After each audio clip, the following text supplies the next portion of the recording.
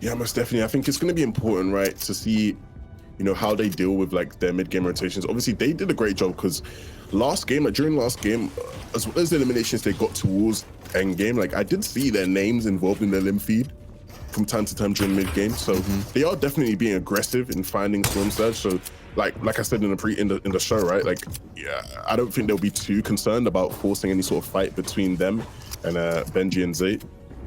But we'll see though. We'll see, because I think like initially, like the initial game plan on their behalf was like they wouldn't, but who knows? Looking here at Coliseum though, Aki, he's gonna completely take Legendia now, and Durant now in a 1v2 actually knocks Stacky, but not able to finish and clean off that 1v2, and so that's gonna be Legendia and Durant out of the game.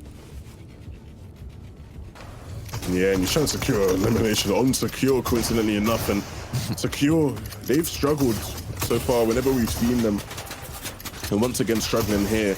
Does look like it's going to be now a 1v1. Yeah, and Donnie is able to win. Will he be able to save his teammate though? So many people in Salty Tower is going to be holding them in. I believe they have the heals to out-heal the zone and maybe possibly get in, but it's going to be a difficult time. Look what's happening though. Benji and Zayt are actually pushing into the storm. They know this duo is hurt. They know they don't have a lot of shield to work with. They actually go into the storm to try and finish this battle out. Benji looking for a replace, looking for any angle he can find. Meanwhile, Zayt lost a lot of HP. He actually got sniped, I believe. He has been knocked down, leaving Benji alone to try and res Zayt here, but the other duo sees it. Benji in a 1v2 situation now, 25 HP. He has the mushrooms he can use to heal, but this is not going to be easy to come out on top. Yeah, this is not great at all. Benji now left alone to fend for himself. Zayt is down and out, and now Benji gets one, but not able to get the second. I'm really upset about that one because tactically, that play is really nice, right? You know that team's going to be low. They've just taken a storm fight. You get in there, you sweep through, you deal with your surge for the rest of the game, you get out, right? They had all the heals in the world because they had landed at Slurpee, so they never had to use any, right? You saw Benji had all those shrooms, you saw he had the med kit, everything was perfect, right? But Zayt getting sniped ruins the whole plan there, and it's really unfortunate. But back to the drawing board for those two. Really, really unfortunate game there. Absolutely. Not only getting sniped, but getting headshot sniped. What are the odds of that? Have to be careful. But now we see Acorn and Jack, who are going to have a chance to play out this end game, I believe. They have a good position in zone, although we're still in the early circles. Storm Surge is beginning to tick, and they're below. Actually above by 66. So they're going to need some tags, Levin.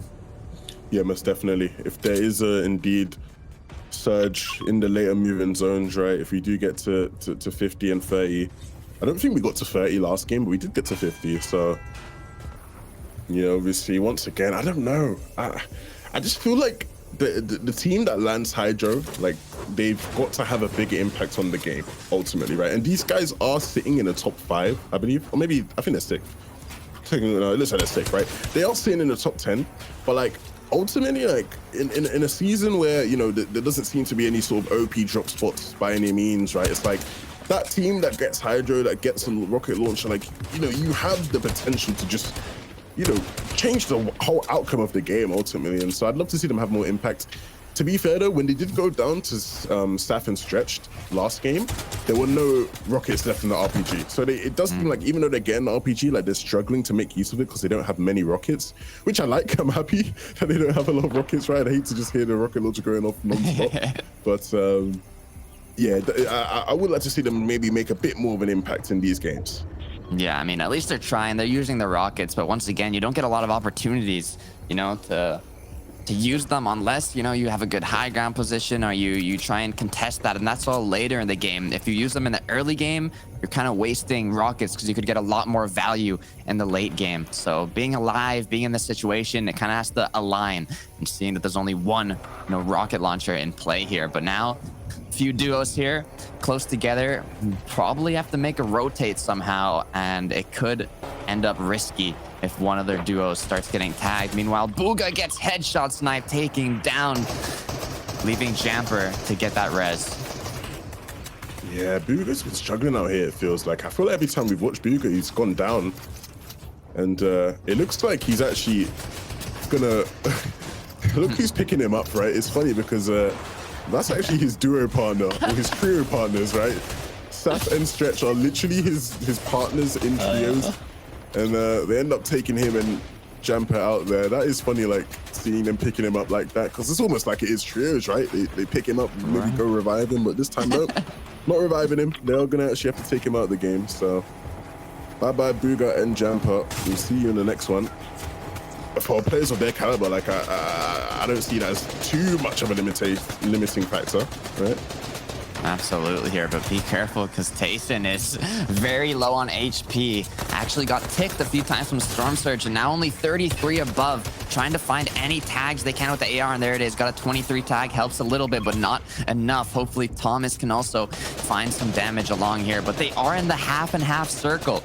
Levin, they have a great position, have the elevation. They just have to make sure they can deal damage here before Storm Surge takes them out. I think what we'll likely see though, if you can see there, right, you have Stretched and Sap, who look to be in an incredibly elevated position. I don't know if those guys are in, but regardless, right, like those guys are looking really strong, looking to almost sort of replicate, you know, what Zay and Benji were able to do in that first game. If they were to hold out height here for the rest of this game, those are two players who definitely understand how to hold it, you know, for an extended period of time, like a Macquid and Canada, right? So we'll see how that one plays out. Absolutely. Meanwhile, we do have the West duo, Epic Whale and Rex, who didn't have a great start to the tournament, but we're not even halfway done yet. This is the 4th match. There's 8 total matches in the grand finals. So after this one, there's still a whole other half of the tournament. So we'll be able to see if any of these duos can make that comeback and if this rivalry of Acorn and Jack versus Zate and Benji continues. Yeah, we'll see what can play out. I think it's still going to be important to highlight clicks and data, right? Because ultimately, those guys are the ones that are really just continuing to make an impact in the server. Reverse and Calc in this stage in the game is nice to see, right? They've had their problems with Storm Surge and now going to finally make it into endgame, have their say. A bunch of teams also looking to do the same. And don't forget, right, I believe Macquid and Canada are still up. They're just not in a high ground position, right? Not looking to posture towards it, which is uncanny for them, but sometimes that's just the way the zones play out, right? You're just not in a position to take it, and maybe you look to take it another time. Regardless, though, now you can see what I was talking about.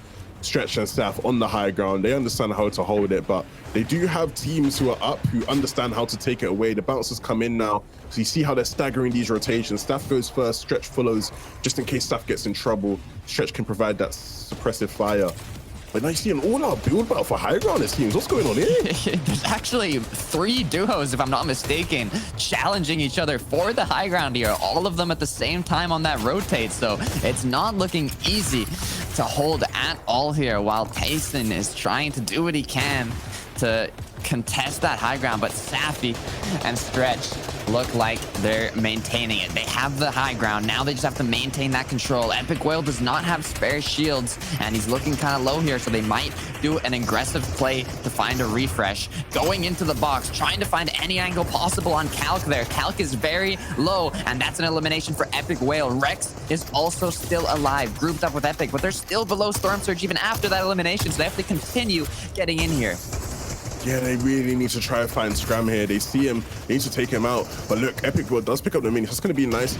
Now that Surge is no longer a problem, there are less than 30 players. They can just continue about this end game as normal, right? So Epic World's going to get opportunities to heal. You see here, Rex is just going to stay. He's not going to get too far ahead. They want to stay compact. They know that they're both low. They need to stay together, be compact if they want the chance to really get some placement points out of this one. Absolutely, but it looks like Saf and Stretch are doing a good job of maintaining that high ground, but they are going to have to look for eliminations here, as it's very important in this tournament, and they only have 2 currently as a duo. Also running low on mats. Maybe Stretch has a harpoon that he can use to, get a little bit of mats, but Zone pulls back, which is very good for them. A lot of well-known players in this lobby alive. Kanata, Epic Whale, Rex. We have to see who is going to come out on the low ground, or maybe if anybody contests this high ground duo. Yeah, well, you see, they've done a good job, right? Even though they're running low on mats, if they're able to find an elimination, Saf with this harpoon is going to be able to siphon in any sort of loot that they possibly can get. We see him consistently do this in duos, in trios. He's always carrying that harpoon. He understands how to use it. He understands the range on it. And so it's going to be really interesting if he can find anything. Like you said, though, right? Kanada is still up. I don't believe Macquid is up with him. So Kanada now playing as a solo, trying to pick up any placements and eliminations as he can. Even as a solo, he is still a huge contender in this one, right? He can still make some sort of an impact, some sort of a difference. But, you know, like we say time and time again, this team on hype, they just shouldn't lose this game. You can see how they're able to just dominate, continue to pressure anyone below them. The second height team doesn't even get an inch, right? As soon as they know it's someone's second height, they look to take them out. But look, if you see down below, Epic Whale has now lost Rex as his duo partner. He still has 500 mats to work with, which is going to be decent enough to get him through. But he might ultimately be forced to try and find some sort of elimination below. Although he's had it a little difficult in the early games, this match, he's able to secure quite a lot of points. We'll see if he can continue it here. It does have quite a lot of wood, like you said, but that isn't going to be very helpful to the high ground team if they continue applying pressure, as he is second height. They'll have to find out a way to get an elimination, but unfortunately gets taken down. Now, there's 9 players alive. That's 5 duos, and Saf and Stretch have to figure out what to do here. They're both going to go down and battle it. Is one of them going to try and heal it up? They have so many options, and they have to make a decision quickly. Yeah, you see here, the zone has favored them so much, right, in terms of pulling back. Ultimately, though, things are starting to run thin because Stretch does go down trying to find elimination. Saf with just only 1 or 2 builds left. There's not much he can do, and so he now needs to just drop down in a 1v1 scenario to try and pick up a victory royale. No materials left. He needs to try force the issue. He's running low on health. He gets into the box, but it's not enough because over time, Ozirvo is going to take the victory royale. And we actually have Saf and Stretch up on top. Although they didn't get the victory royale, they did get 3 eliminations and the second place finish. So 237 points. Djinn and Agers, though they were confident yesterday, they're definitely feeling confident now in second place.